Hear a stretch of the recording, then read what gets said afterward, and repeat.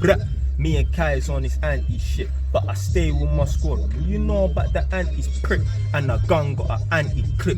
You don't wanna see J or see M or see Brants with it. So I got two messages in this video. Man them, do not be afraid to take risks. Man them, embrace good debt.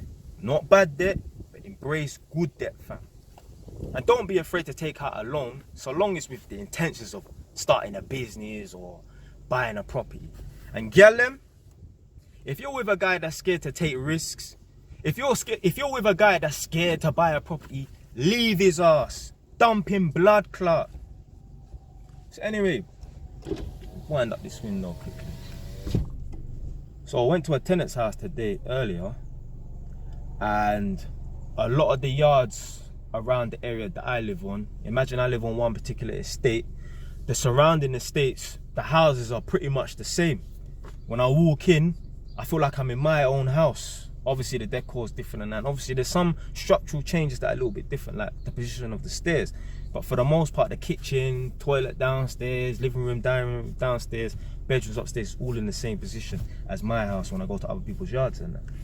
So I was talking to this woman, and funny enough, she actually moved up from, I think, West London to Northampton, where I live, but she lives on a different estate. And basically what happened was, like, back in the 70s and that, they were offering a lot of Londoners properties to move to from London to Northampton and that. So basically there's this thing called the GLC, the Greater London Council. They built up a lot of Northampton and that, and they gave a lot of people properties and that, or offered them properties to live up in Northampton. So anyway, this woman came up and that, and she asked me, why did I move up to Northampton? I told her, yeah, obviously I bought a property up here 6 years ago, but I only moved up during lockdown, which was like 2.5 years ago, whatever, really. And she was like, oh yeah, you're doing well for yourself. And I didn't even tell her that I got 2 extra rental properties and that. But I was like, yeah, cool. So anyway, we're talking downstairs, and she said that, yeah, she was gonna buy the property that she lived in for 44 years. So the current property that she lives in right now, she's lived there for 44 years.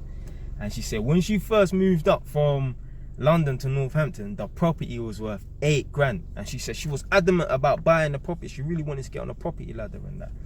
I think them times there, obviously Margaret Thatcher gave people the right to buy. Yeah, there's a lot of people that don't like Margaret Thatcher and that, but she's done a lot for certain communities. When I say certain communities, I'm not talking about white and black people. What I'm saying is the working class community, she helped them out a lot. Before, a lot of working class people that lived in council properties and that, they couldn't get on the property ladder. For one, they didn't earn enough money, and for two, obviously it was too expensive and that. So what she introduced was the right to buy, where people can get a discount on a council house that they've lived in for a good, like, a long time, 10+ years and that.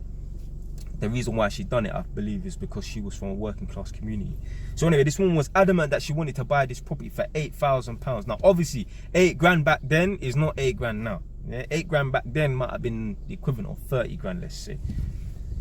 Anyway, her husband, who passed away now, said, no, I don't want to get into debt. I don't want to get into debt. And I remember, literally, I was bending down in one of the spare bedrooms and that, testing a socket. And I turned around and I said to her, there's 2 types of debt. There's good debt and there's bad debt. Bad debt is credit cards, running up credit cards, going on these stupid holidays and that, and you know what I'm saying, and it's squandering money, spending money that you really ain't got. But good debt is either taking out a loan to start a business or taking out a loan to buy a property, because obviously when you get a mortgage, that's a loan technically, and that's good debt. I was like, this whole world was built off of debt. Most businesses, 95% of businesses that are started, it's not started because a man had £50 in his pocket. Yeah, most businesses are not started like, you know, self-start businesses like a cleaning business, or a man that starts a business from his house, where a man just uses £50 out of his pocket and starts the business. Most businesses are started by taking on debt. Someone had to go to a bank or a lender to take out a big loan in order to start this business and that. All of the shops that you see, blood, whether it's Caribbean food shop or mechanics, whatever in it, most of them, a lot of them, will started off using debt. It's good debt, fam. If you're taking out a loan to buy a car, that's shit debt. That's stupid debt. That's bad debt, bro. But if you're taking out a loan to start a business, or taking out a loan, I mean, I don't think it's really possible to take out a loan to get a deposit for a property. But I mean, there are lenders out here that will allow you to take out a loan, let's say 20 grand personal loan, to use to buy a property. use that 20 grand personal loan as a deposit for property. There are lenders. It's difficult, but where there's a will, there's a way. Yeah, a lot of the businesses that you see that are running smoothly and that, whatever, or established businesses and that, they started with debt. Debt is a good thing. It's just how you manage that debt. If you take out debt for cars and like, there's some people out here, like, it's so stupid. Like, taking out a loan ain't really a good thing to begin with, because obviously you have to pay money back and that. But it's doubly worse. It's even worse when you take out a fucking loan to go and buy a car that's a depreciating asset. If I was going to take out a personal loan, imagine lenders allowed you to do this. Like I said, there are a few lenders, but imagine if there was a vast majority of lenders that allowed you to take out a personal loan for a deposit for a property. I'd rather take out a personal loan to buy a property, because a property is an appreciating asset, rather than take out the same amount, let's say a 20 grand loan, to buy a fucking car, which is a depreciating asset. That's fucking stupid, blood. So anyway, this woman, obviously she said, oh, there's only so much you can fight someone on a topic and that, so she just gave in and just, you get me, just let the guy get on with it and basically not buy a property and that. If she had bought the property for £8,000 back in the 70s and that, you know that property would have been worth 200 grand. I got my house valuated 2 weeks ago. The girl came around to my yard and valued the property at 210 grand. Now, obviously, if I was to put it on the market and sell it, I probably wouldn't get 210 grand. I'd probably get 200 and that. Now, obviously, my neighbour's house isn't going to be valued as much as mine, because I've done up my kitchen and that adds value to property. You know?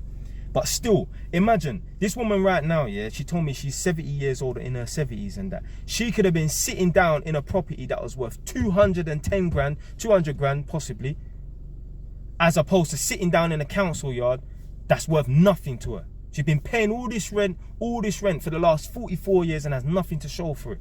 Gallum, if you're in a position right now where you're with a guy who's not ambitious and that, get rid of him. All he can do is hold you back. There's no advantages to being with a man that is risk averse. There's no advantages to being with a man that is scared of taking risks, blood. Get rid of him. Drop him out, blood. He's a pussy, blood. Like, buying a property isn't even a big risk. I don't know why people think, oh, property is a risk. But what's the fucking risk, blood? Unless you're over leveraging and you're just being stupid with it, then yeah. But if you're smart in that, buying a property is not a fucking risk, man. Obviously, there's always a risk of a house price crash and that. But so long as your mortgage isn't up for renewal, like your mortgage is coming to an end when the house price is crashing, that, then that could be a little bit of a sticky situation. But for the most part, that's not going to happen to most people.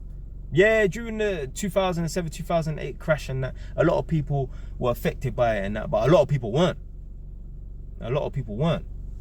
But imagine, yeah, if she bought that property for 8 grand, yeah, if she waited like 5-6 years and got the property reevaluated, she could have pulled out money, because obviously property is increasing in value. She could have pulled out money to go and buy various other properties. Like I made a video and released it not too long ago, the benefit of investing in multiple properties early on. Imagine if this woman bought that property for 80 grand back in the 70s and even waited 15 years or whatever in it, yeah, to the early 90s, and decided to pull out money and buy various properties. And this woman could be sitting on 10 properties easily.